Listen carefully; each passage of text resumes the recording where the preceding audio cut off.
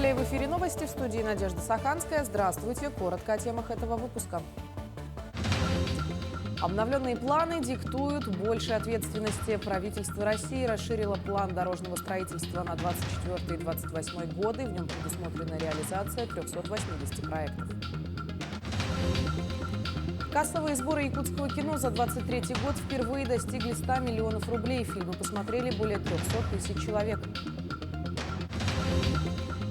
На чемпионате Якутии по вольной борьбе выступят более 180 спортсменов. 21 команда делегировала своих участников.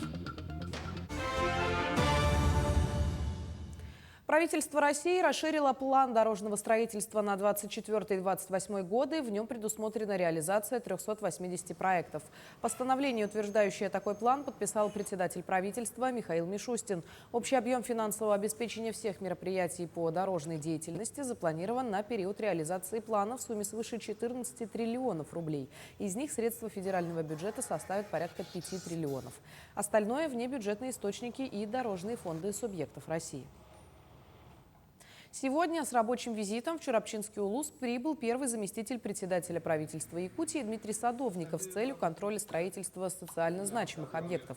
Так, большое внимание руководство республики уделяет объекту больничного комплекса. Генеральный подрядчик с первого квартала 2022 года ведет строительство объекта с площадью 3800 квадратных метров по нацпроекту «Модернизация первичного звена здравоохранения». Напомню, данный объект должен был быть введен в эксплуатацию еще в конце прошлого года. Подрядчик не справился с этой задачей. Я считаю, что и виноват и заказчик, служба госзаказчика. Даты ввода нас абсолютно не устраивает. Сегодня мы имеем поручение главы, надо ввести этот объект январь, начало февраля. И к этой дате мы будем стремиться и требовать. Что касается спорткомплекса, здесь надо признать, что застройщик на свои деньги строит. Мы должны этот объект заложить в бюджет региона и ставить на выкуп этот объект. С 5 января в России вступает в силу ряд новых законов. Так, с сегодняшнего дня меняются правила принудительного выдворения иностранцев из РФ. Речь идет о случаях, в которых судья посчитает выдворение чрезмерным ограничением права на уважение частной жизни и несоразмерным целям административного наказания. Также заменить выдворение штрафом можно будет, если ни одно государство не выразило готовности принять на своей территории лицо без гражданства. Более того, согласно новым законам, бригады скорой помощи смогут оказывать пациентам помощь вне медицинской организации без процедуры письменного оформления информированного добровольного согласия на медицинское вмешательство, если это необходимо для спасения жизни. Но этот факт обязательно следует занести в медкарту больного. МВД России предлагает разрешить представителям автошкол сидеть на пассажирском сидении за дублирующими педалями в ходе практического экзамена на получение водительских прав. Это следует из подготовленного проекта административного регламента по проведению экзаменов на право управления транспортными средствами. Кроме того, в документе указано, что во время практического экзамена лицо, которое находится на пассажирском сидении с доступом к дублирующим педалям, вмешивается в процесс управления транспортным средством в целях предотвращения возникновения ДТП или наезда на препятствия. Планируется, что новый регламент вступит в силу с 1 апреля этого года. Необходимо ввести для студентов российских вузов очной формы обучения специальную новогоднюю стипендию. Такое обращение направила первый заместитель главы Комитета Госдумы по просвещению Яна Лантратова на имя министра образования РФ Валерия Фалькова. Депутат отметила, что Новый год является для всех, в том числе для студентов, семейным праздником. Однако рост цен на авиабилеты и железнодорожный транспорт иногда не позволяет учащимся провести каникулы дома. Даже в новогодние каникулы швеи-волонтеры продолжают изготавливать теплую одежду для участников спецоперации из Якутии. Так, швейный цех «Тепло рук» работает уже на протяжении 1,5 лет, продолжая снабжать бойцов самым необходимым на фронте. Подробнее о внутренней работе цеха расскажет наш корреспондент Тимур Колмогоров. Добровольческое движение женщин-матерей Республики «Тепло рук» работает в технопарке города Якутска. Волонтеры кропотливо работают над выкройками, делают строчки на ткани, отшивают теплые вещи. В цехе по пошиву обмундирования для военнослужащих женщины трудятся каждый день. А началось все с малого – с пошива аптечек для мобилизованных. Пункт 50 лет Победы открыли.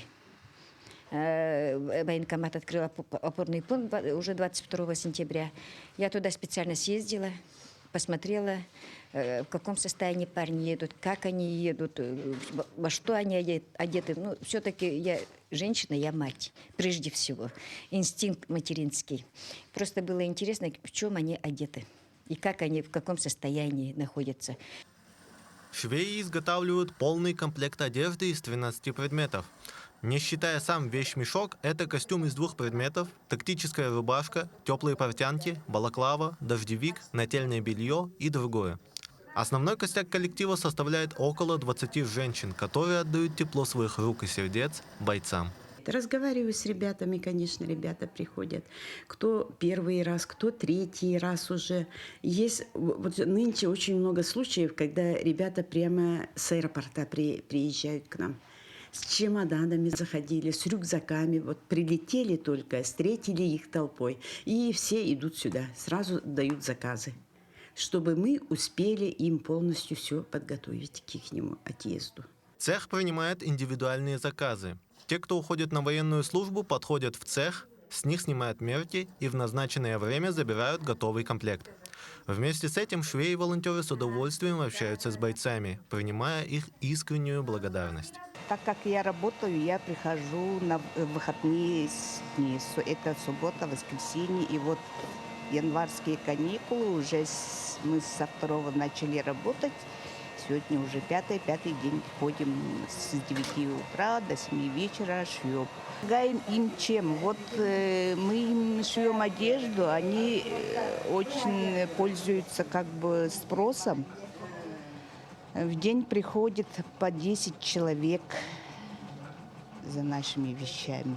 За все время работы коллектива было сшито и передано бойцам более 2300 вещмешков. К концу января швейный цех планирует провести 3-й республиканский конкурс по пошиву одежды для участников спецоперации «Тепло рук», приурочив его ко Дню защитника Отечества. Тимур Калмогоров, Георгий Григорьев, Якутск. Кассовые сборы якутского кино за 2023 год впервые достигли 100 миллионов рублей. Лидерами кинопроката по кассовым сборам стали фильмы «А» и там 26 миллионов рублей, «Лакут и Нюргугун» около 20 миллионов рублей, «Харчи» и «Эстебил» более 8 миллионов рублей. Якутское кино посмотрели более 300 тысяч человек, около 10% выручки собрано за пределами республики.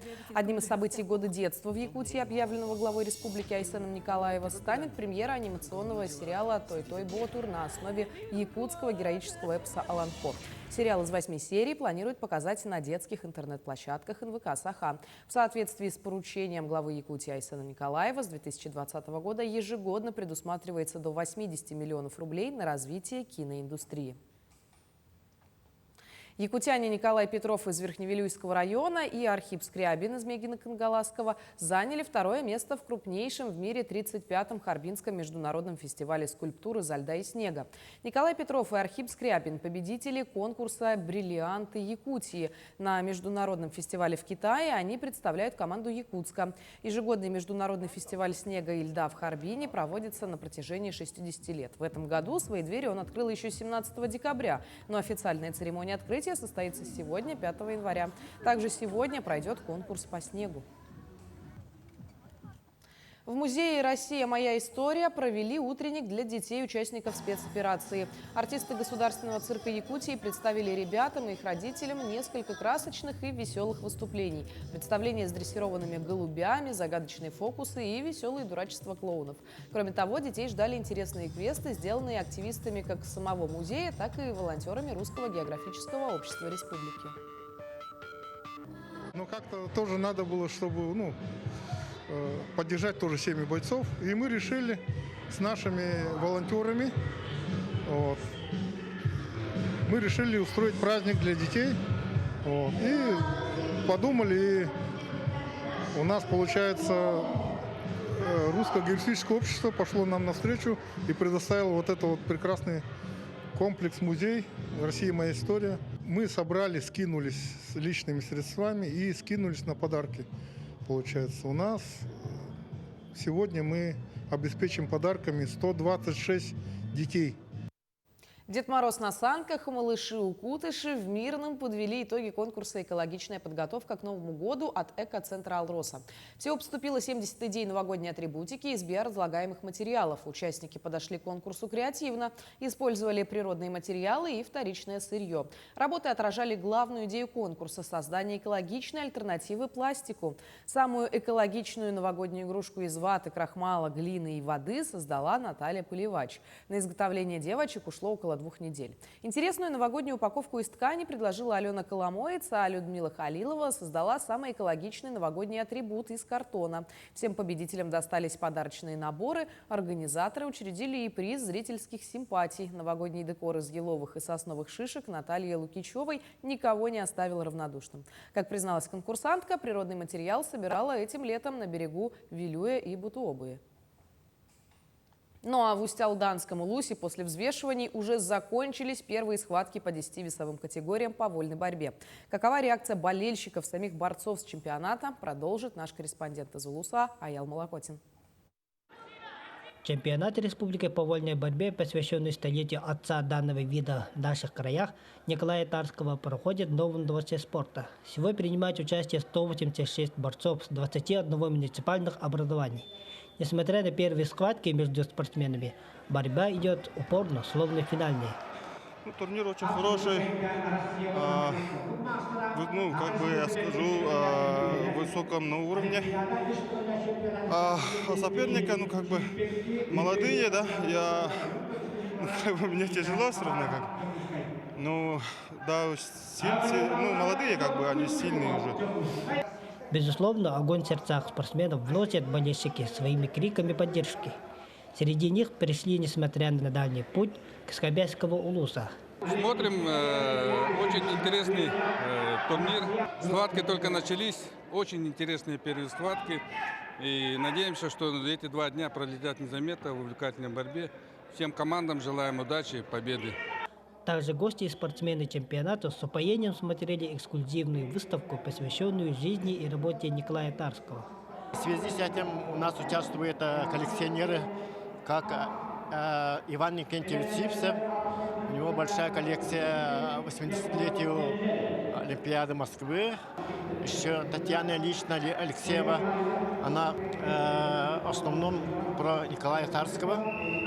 И у него есть первые чемпионы республики Якутии с Усть-Алданского Улуса. Аял Малакотин, Владимир Копырин, Усть-Алданский Улус. Мы продолжаем следить за развитием событий. Оставайтесь на нашем канале.